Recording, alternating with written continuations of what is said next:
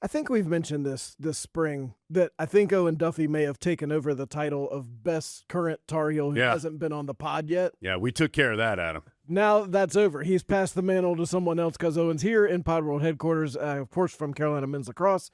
Owen, thanks so much for being with us. Of course, thank you guys for having me on. Big win for the Tar Heels at Virginia this weekend in a crazy game. What was that one like? Kind of take us through the last few minutes of that one. Yeah, I mean, it was a super cool environment. I think it was their alumni weekend. So huge crowd there. Anytime it's an ACC rivalry game, you know the energy is going to be there, and it was a dramatic ending. So thanks to James Matten for that one. And you know, it's not easy to win games, especially ACC games. So I think we were just happy with a win. All right, take us through the season a little bit. Obviously, the Tar Heels have had a terrific year, ranked number 1 at one point during the year, still ranked in the top 5 in the nation at the moment. What's working for this team, and as you guys near the end of the regular season here, what's important moving forward? Yeah, I think you touched on the rankings. I think it's important for us. We talk about how, you know, the rankings are cool and all, and it's a nice pat on the back. But it doesn't really mean anything at the end of the day. You got to just keep showing up day in, day out, and win each day. And I think what makes us such a good team, honestly, is how together we are, how much we love each other, how much we fight for each other. And I think that just makes us better day in, day out. The ACC is stacked. For people who don't know, kind of describe the competitiveness of the league.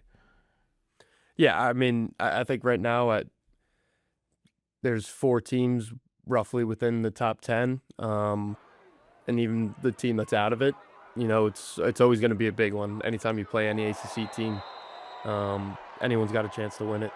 The games are always going to be close.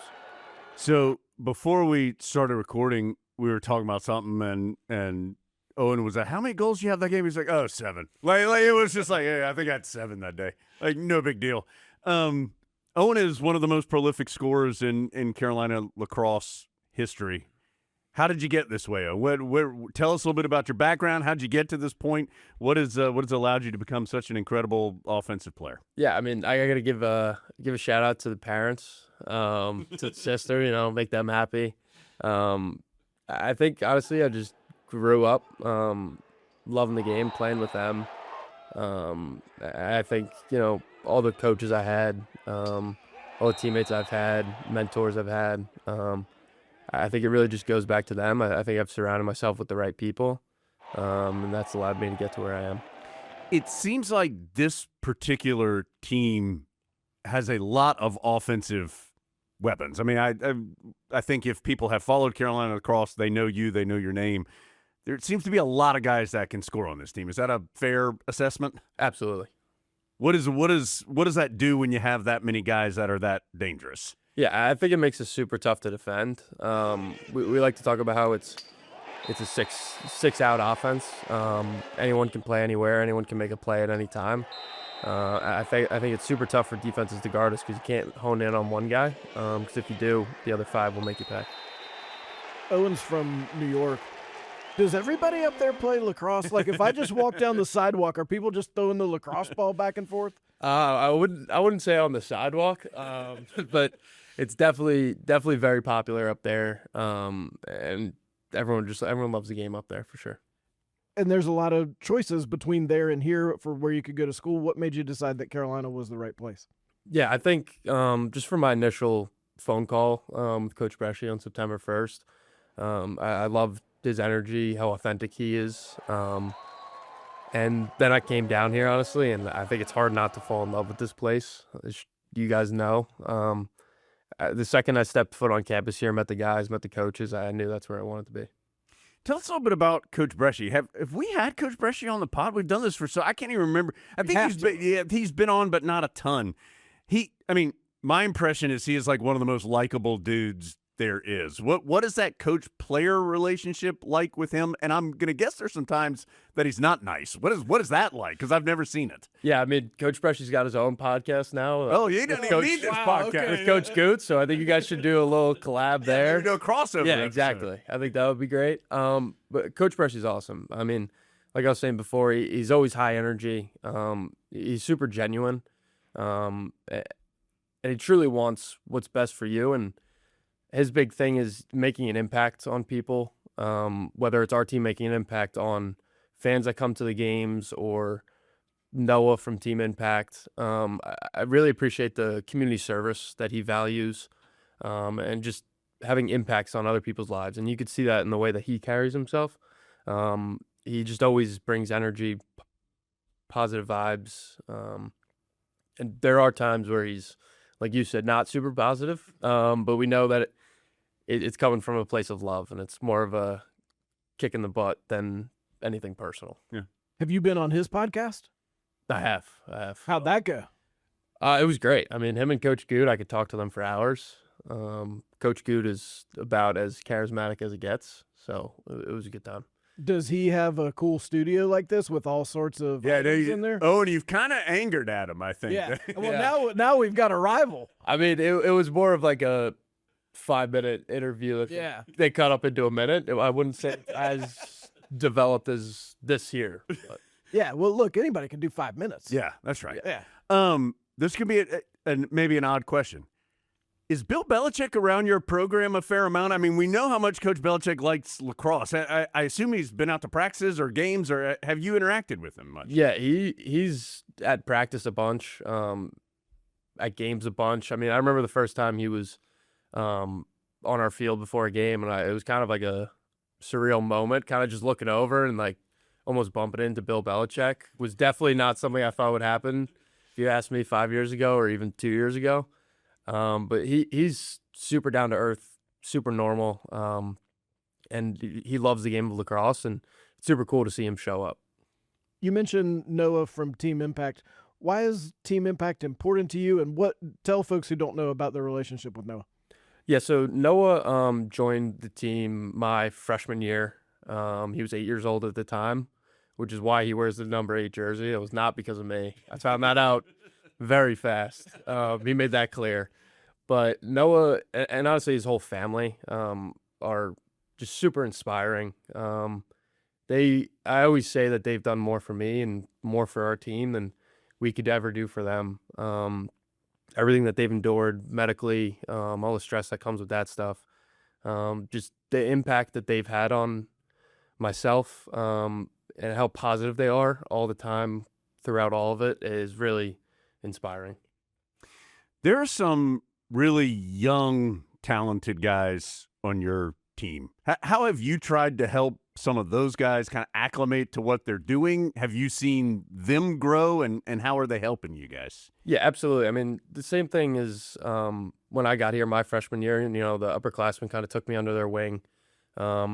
It is a learning process, especially going throughout that first fall, and then your first games here. So I tried to take them under my wing, and we have such a good group in the locker room this year, top to bottom. There's no hierarchy. Anyone can say anything to anyone. So I think they've felt super comfortable right away. And like you said, they are super talented. So once they truly felt like they belonged and knew that they belonged, they're as good as anyone. I'm not sure. Like, there might be a team out there that's got somebody like Owen Duffy, and they bring in a bunch of really good freshmen. That version of Owen Duffy, not the cool Carolina version, is like, no, forget these guys. Like, this is my team. Like, what is it about this team that allows some guys to step in like that and it not be a big deal? Yeah, I think we really try to get across that there is no hierarchy. There is no it doesn't matter if you're a senior or a freshman.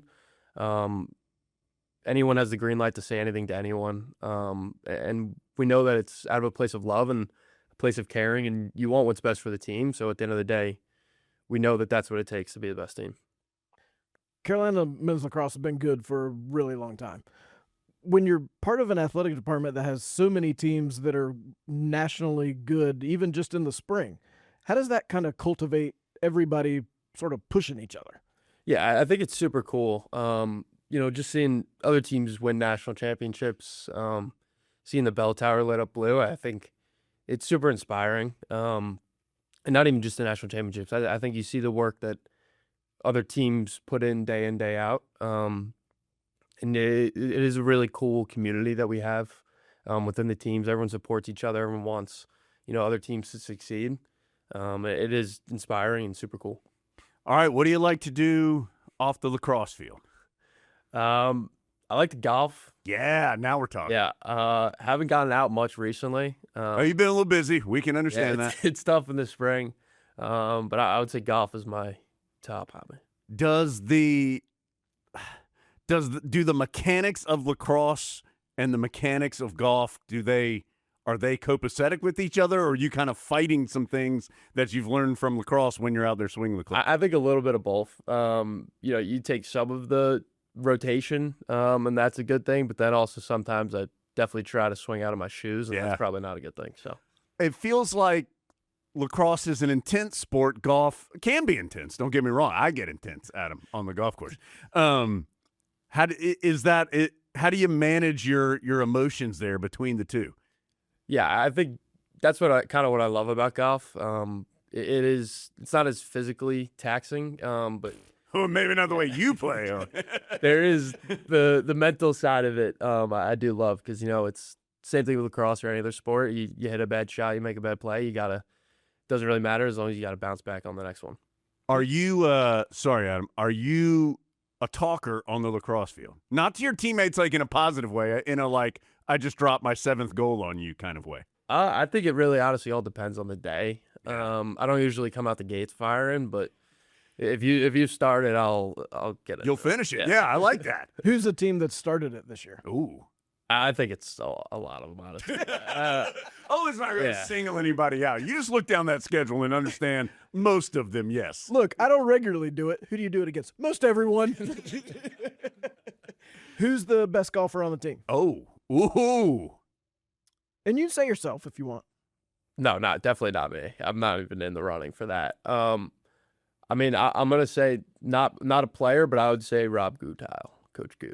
He is. We need to get Coach Good on legit. this podcast. He's got a podcast. I know. He's got great golf skills. What else can a man have? He's perfect, honestly. He can do it all. All right, you guys have Duke coming up this weekend. We do. Everybody knows Carolina Duke in a lot of different sports. Does that carry over to lacrosse? Is that intensity there? Yeah, absolutely. I said it before about ACC games, but when you play Duke, it's something special. The records before the game, the rankings go out the window, and you know that it's going to be a fight. What's different about this team that's going to enable them to make a deep postseason run? I think honestly, just how deep we are, and how close we are. We talk about it all the time. The team that makes it the farthest is usually the closest team, and we don't think that's a coincidence. I think top to bottom, every guy in the locker room loves one another, and we're willing to do whatever it takes.